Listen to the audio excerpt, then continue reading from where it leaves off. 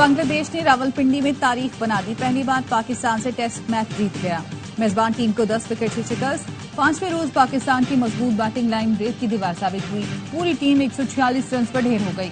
कप्तान शान मसूद ने 14, अब्दुल्ला शफीक ने 37 रन बनाए। बाबर दूसरी इनिंग्स में भी नाकाम। सऊद शकील और आगा सलमान कोई रन ही न बना सके। मोहम्मद रिजवान की निस्फ सेंचुरी ने खसारा खत्म किया। 29 रन की बढ़तरी दिलाई। पहली इनिंग्स में 117 रन की बढ़तरी की बदौलत बांग्लादेश को सिर्फ 30 रन का हदफ मिला, जिसे उन्होंने बआसानी पूरा कर लिया। टेस्ट सीरीज ए स्पोर्ट्स और एयरवेज ऐप पर बराह रास्त दिखाई जा रही है।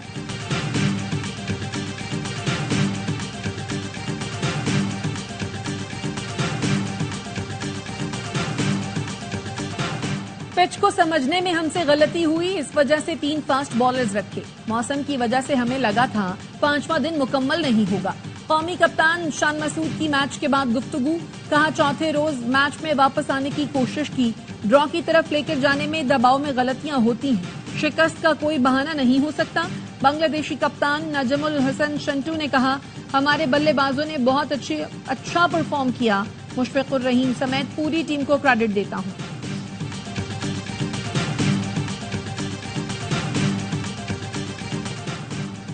जो टीम जीती उसका फोकस क्रिकेट पर था। हमारा फोकस क्रिकेट के बजाय मैनेजमेंट पर था। साबिक क्रिकेटर तौसीफ अहमद कहते हैं, जब गिलेस्पी आ गए हैं तो अजहर महमूद का क्या काम है। किसी पर कराची तो किसी पर पेशावर का दबाव है। साबिक क्रिकेटर बासित अली बोले, बांग्लादेश ने बता दिया दोस्ती यारी से नहीं मेहनत से खेला जाता है। हमारे खिलाड़ी सोशल मीडिया के प्लेयर्स बने हुए हैं। ये पाकिस्तान के लिए नहीं, अपनी रैंकिंग के लिए खेल रहे हैं।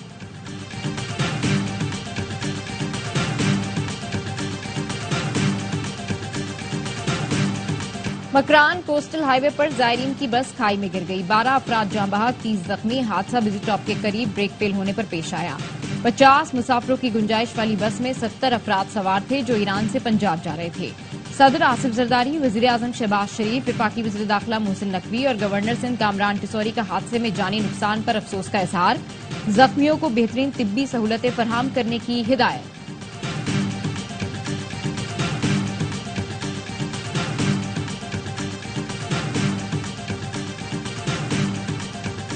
तहरीक इंसाफ में अंदरूनी इख्तलाफात खत्म करने के लिए कमेटी तश्कील।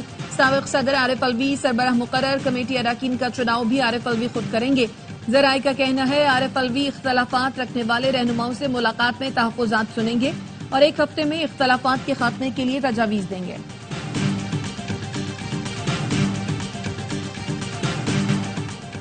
सदर आसिफ जरदारी ने मौलाना फजल रहमान से 2/3 अक्सरियत के लिए मुलाकात की। तहरीक तहफ़्फ़ुज़ आईन पाकिस्तान के सबरा महमूद अजज़ई कहते हैं, सिर्फ 9 मई की नहीं, दूसरे मामलात की भी तहकीकात होनी चाहिए। इंतखाबात में PTI जीत चुकी है, हुक्मरानी भी उनका हक है।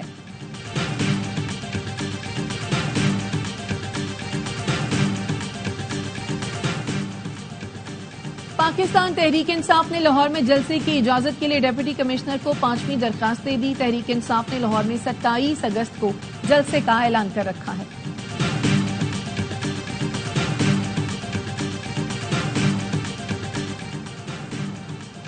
इत्तेहादियों की कोऑर्डिनेशन कमेटी का गवर्नर हाउस लाहौर में इजलास। पीपल्स पार्टी के तहफ़्फ़ुज़ात पर बातचीत। नून लीग की जानिब से इसहाक डार, मरियम औरंगजेब, मलिक मोहम्मद अहमद खान और पीपल्स पार्टी की तरफ से राजा परवेज अशरफ, नदीम अफजल चंद, हसन मुर्तजा और अली हैदर गिलानी शरीफ। पावर शेयरिंग के वादों पर अमल दरामद का जायजा। हसन मुर्तजा कहते हैं, नून लीग से कोई बड़ा मुतालबा नहीं, तरक्याती मंसूबों और अहम इक़दाम पर एतमाद में लिया जाए। बिजली के बिलों में रिलीफ देने पर एतमाद में नहीं लिया गया।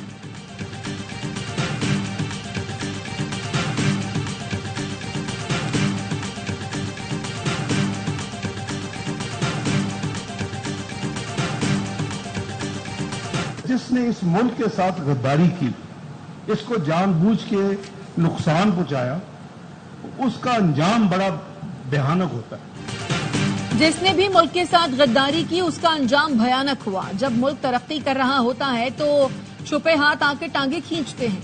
नायब वजीर आजम इसहाक डार कहते हैं, जिस मुल्क को 24वीं बेहतरीन मईशत बनाया था वो 4 साल में गिरकर 47वें नंबर पर आ गया। जितने मसाइल हैं वो मौशी नुकसान की वजह से हैं। कोशिश है जल्द मईशत बहाल हो, आवाम के लिए आसानी पैदा करें।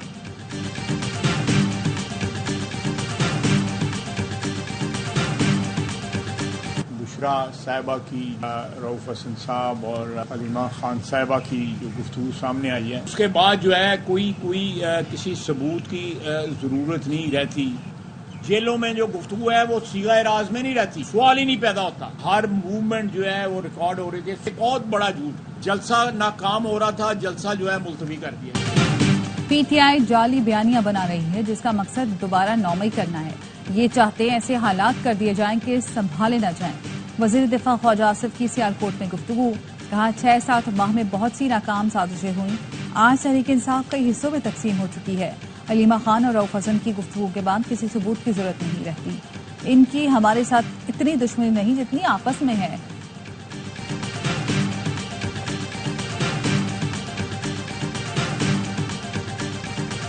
कानून नाफिज करने वाले इदारों की पितनाल खवारिज के खिलाफ बड़ी कामयाबी, 2 खारजी दहशतगर्दों को हलाक कर दिया। पुलिस का कहना है 24 अगस्त को थाना तौनसा की हुदूद में दहशतगर्द ग्रुप मौजूद था। पुलिस पहुंची तो दहशतगर्दों ने फायरिंग शुरू कर दी। जवाबी कार्रवाई में 2 खारजी दहशतगर्द मारे गए। फायरिंग के तबादले में SHO, सब इंस्पेक्टर और कांस्टेबल जख्मी हुए। RPO DG खान सज्जाद मंच का कहना है दहशतगर्दों से मुकाबला करके इनको खत्म करेंगे।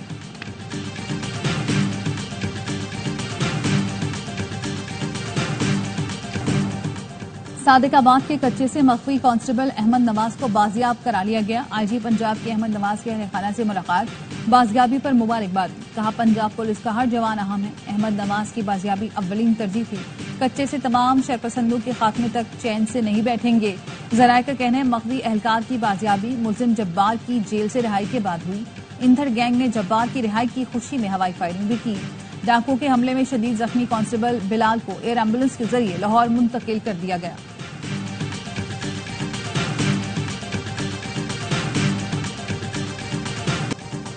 मेरा नाम डाकुओं के सर की कीमत वाली लिस्ट में क्यों डाला? डाकू शाहिद लोन ने महकमा दाखिला पंजाब के नंबर पर कॉल कर दी।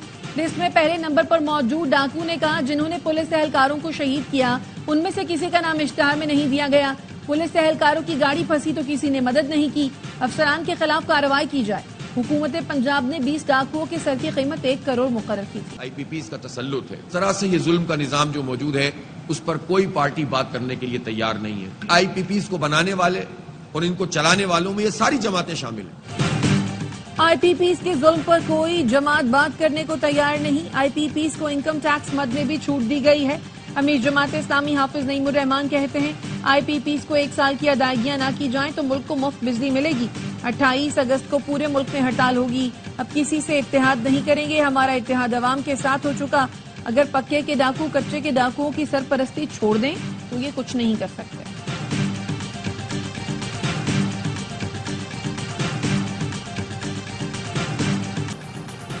पाकिस्तान ने भारतीय वजीर आजम नरेंद्र मोदी को शंघाई ताउन तंजीम के इजलास में शिरकत की दावत दे दी। पाकिस्तान में शंघाई ताउन तंजीम का इजलास 15 और 16 अक्टूबर को होगा। आइन को उल्टा पुल्टा के 2 मुख्तलिफ मुतजाद फैसले आपके सामने तसलसल से आ रहे हैं। आधे लोग कहते हैं इसका मतलब ये था, आधे कहते हैं नहीं इसका मतलब ये था। एक दरम्यान में बोलता है दोनों ही हो सकते हैं मगर ये वाला ले लेते हैं। ये बड़ी बात अब वाजे हो गई है कि कानून में भी और आइन में भी जिस जगह पे वजाहत चाहिए वो वजाहत आनी चाहिए। हुकूमत का अगले हफ्ते पार्लियामेंट का मुश्तरका इजलास बुलाने का फैसला। जराये के मुताबिक इजलास में अहम बिल मंजूरी के लिए पेश किया जाएगा। विफाकी वजीर मुसद्दिक मलिक कहते हैं जिस किस्म के फैसले आ रहे हैं आईनी तरमीम मुल्क की जरूरत है। आइन को उलट पलट करके मुतजाद फैसले तसलसल से आ रहे हैं। हमें कुछ चीजें तब्दील और उनकी वजाहत करना होगी। चीफ जस्टिस की मुद्दत मुलाजमत से मुताल्लिक तरमीम के सवाल पर कहा दुनिया में कहीं नहीं होता कि सबसे बुजुर्ग शख्स को ही ओहदा दिया जाए। हर जगह बेहतरीन शख्स को लगाया जाता है। वज़ीर इत्तलात अता तारड़ कहते हैं जजेस की मुद्दत मुलाजमत बढ़ाने का मामला ज़ेरे गौर नहीं। मुश्तरका इजलास में आईनी तरमीम नहीं लाई जा सकती। जो कयास आराइयां हैं उसमें हकीकत नहीं। अगले हफ्ते मुश्तरका इजलास का थोड़ा बहुत इम्कान है।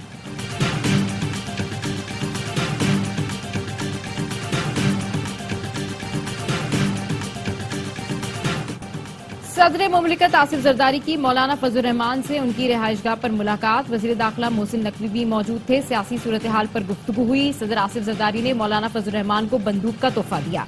गवर्नर खैबर पख्तूनख्वा फैसल करीम कुंडी कहते हैं सदर आसिफ जरदारी ने जाती ताल्लुकात की बुनियाद पर मौलाना फजल रहमान से मुलाकात की। उस वक्त मौलाना फजल रहमान पीटीआई के मसीहा हैं। वो समझते हैं सारे मसाइल से मौलाना ही निकालेंगे। 100% यकीन है जलसा बानी पीटीआई ने मनसूख नहीं किया। बानी पीटीआई चाहते हैं चाहे पांव पकड़ने पड़े, लेकिन उन्हें एनआरओ मिल जाए। पीटीआई में उस वक्त 5 फ्रेंचाइजेस चल रही हैं। और बर्तानिया में जहरीली गैस से भरे बादलों ने खतरे की घंटी बजा दी। हुकाम के लोगों को घरों में रहने की हिदायत। बरतानवी मीडिया के मुताबिक आइसलैंड में आतिशफशा फटने से बरतानिया के कई इलाकों में सल्फर डाइऑक्साइड के बादल छा गए। शिमाली यूरोप और स्कैंडिनेविया के इलाकों में भी जहरीली गैस के बादल। माहिरीन का कहना है इससे सांस लेने में दुश्वारी, आंखों में जलन, जुकाम, खांसी और जल्द की बीमारी हो सकती है। नीदरलैंड के फुटबॉलर अनवार अलगाजी का गजा के बच्चों के लिए 5 लाख यूरो अतिया करने का ऐलान। गुज़श्ता साल अलगाजी को फलस्तीन के हक में आवाज बुलंद करने पर मुअत्तल और मुआहिदा खत्म कर दिया गया था। अदालत ने मुअत्तली गैर कानूनी करार देकर 9 माह की उजरत देने का भी हुक्म दिया। अलगाजी ने क्लब से मिलने वाले रकम में से 5 लाख यूरो फलस्तीन के बच्चों के लिए देने का ऐलान किया। विमेंस T20 वर्ल्ड कप में फातिमा सना पाकिस्तान टीम की क़यादत करेंगी। साबिक कप्तान निदा डार खिलाड़ी की हैसियत से टीम में शामिल होंगी। सादिया इकबाल की शमूलियत फिटनेस से मशरूत है। मेगा इवेंट 3 से 20 अक्टूबर तक मुत्तहदा अरब इमारात में खेला। और सिलसिले तोड़ गया वो सभी जाते जाते। रोमानवी शायर अहमद फराज को मदाहों से बिछड़े 16 बरस बीत गए। अहमद फराज ने अपने लफ्जों से शायरी को नई जहतों से रोशनास कराया।